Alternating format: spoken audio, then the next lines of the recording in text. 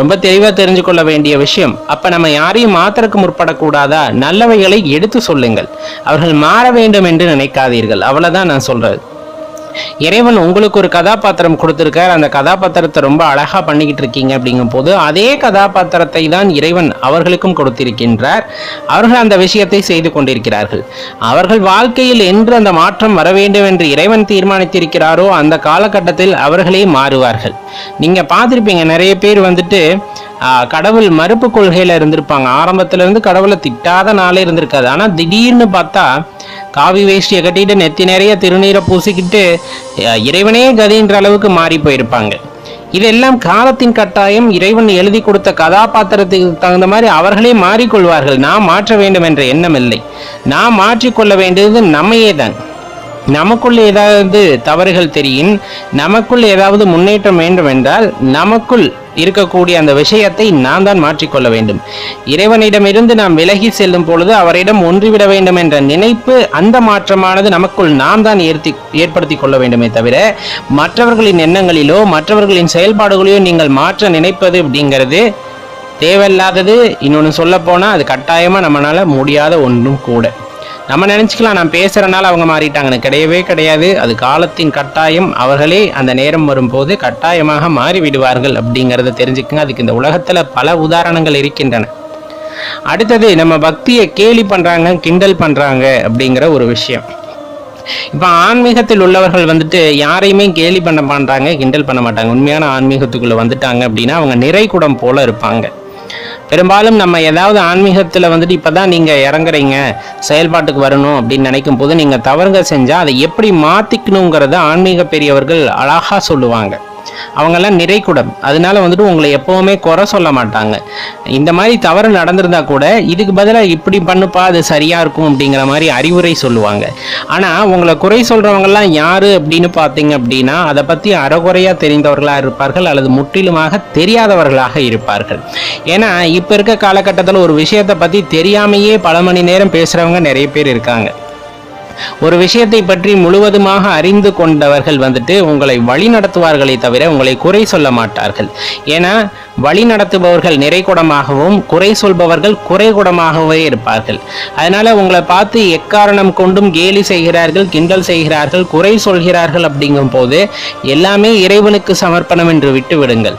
எல்லாமே ஈசன் பார்த்து கொள்வார் என்று விட்டு விடுங்கள். அது பாட்டுக்கு நடக்கும். ஒருத்தர் குறை சொல்றனால நம்ம குறைந்து போவது இல்லை. நாம் கொண்ட பக்தி உண்மையாக இருக்கும் பட்சத்துல அந்த பக்திக்கான பலன் அப்படிங்கிறது நம்மை தான் வந்து சேர போகிறது. அவர்கள் குறை சொல்வதனால் நம்ம ஒரு படி கீழே இறங்கி போக மாட்டோம், ஒரு படி மேலே ஏறி போறதும் கிடையாது. நம்ம மனது குறையா எடுத்து கொண்டால் மட்டுமே நாம் ஒரு படியானது கீழே இறங்குகின்றோம். எப்பவுமே திருத்தம் சொல்பவர்களிடம் வந்துட்டு என்ன சொன்னாலும் கேட்டுக்கொள்ளலாம். ஏன்னா ஆன்மீகத்துல வந்துட்டு ஒரு உச்சம் தொற்றவர்கள் நீங்கள் தவறு செய்யும் போது உண்மையாகவே ஆன்மீக வழியில் நடக்க வேண்டும் என்ற உங்கள் எண்ணத்தை புரிந்து கொண்டவர்கள் உங்களை சரியாக வழி நடத்துவார்கள். மாறாக உங்களை குறை சொல்லி உங்களோட அந்த நிலையிலிருந்து கீழே இறக்க வேண்டும் என்று நினைப்பவர்கள் தொடர்ந்து குறை சொல்லிக்கிட்டே இருப்பாங்க. இது ஆன்மீகம்னு இல்லை, இயல்பான வாழ்க்கையிலேயே நடக்கக்கூடியது தான். இதை சரியாக புரிஞ்சுக்கிட்டு வாழ்க்கையில் நடை போட்டோம் அப்படின்னா ஆன்மீக பாதையில் வந்துட்டு ரொம்பவே சரியாக உங்களால் பயணிக்க முடியும் அப்படிங்கிறத நினச்சிக்கோங்க. எப்போவுமே சொல்கிறது ஒரு விஷயம்தான், சூரியன் கிழக்கு திசையில் தான் உதிக்கும், அதை உங்களால் மாற்ற முடியாது. மேற்கு திசையில் தான் மறையும், அதையும் உங்களால் மாற்ற முடியாது. மனிதனின் இயல்பும் மனிதனின் குணமும் அதுதான். அவர்களுக்கென்று என்ன நியதி வகுக்கப்பட்டு இந்த பிரபஞ்சத்திற்குள் இந்த உலகத்திற்குள் வருகிறார்களோ அந்த பணியை அவர்கள் செவ்வனை செய்து கொண்டு செல்வார்கள். மாறாக நீங்கள் மாற்ற முயற்சிக்கும் போது அது இயற்கையவே மாற்றுவதற்கான வழியாகத்தான் இருக்கும். சில விஷயங்களை உங்களால் எடுத்து சொல்ல முடியுமே தவிர அவர்களை நிர்பந்திக்க கூடாது அப்படிங்கிறதையும் தெளிவாக தெரிஞ்சுக்குங்க நண்பர்கள். சாதாரணமாக ஒரு வாழ்க்கையில் இன்பம் துன்பம் இதை இரண்டையும் வந்துட்டு பார்த்தீங்கன்னா சமநோக்கோடு பார்க்கக்கூடிய பார்வையானது வேண்டும். இப்போ சிவநெறியில் வர்றாங்க, இல்லை உண்மையான இறை தேடல் அப்படிங்கிறதுக்குள்ள இறங்குற சில பேர்த்துக்கு வந்துட்டு இந்த பக்குவமானது கிடைத்து விடுகிறது. அதுலேயும் சிவகுருமார்கள்லாம் இருக்காங்க அப்படின்னா அவங்கெல்லாம் ரொம்ப தெளிவாக இருப்பாங்க. இன்பம் துன்பம் அப்படிங்கிற வார்த்தைகளே அவங்க வாழ்க்கையில் இருக்காது. காரணம், அதை ஒரு பொருட்டாகவே அவர்கள் கருதுவதில்லை.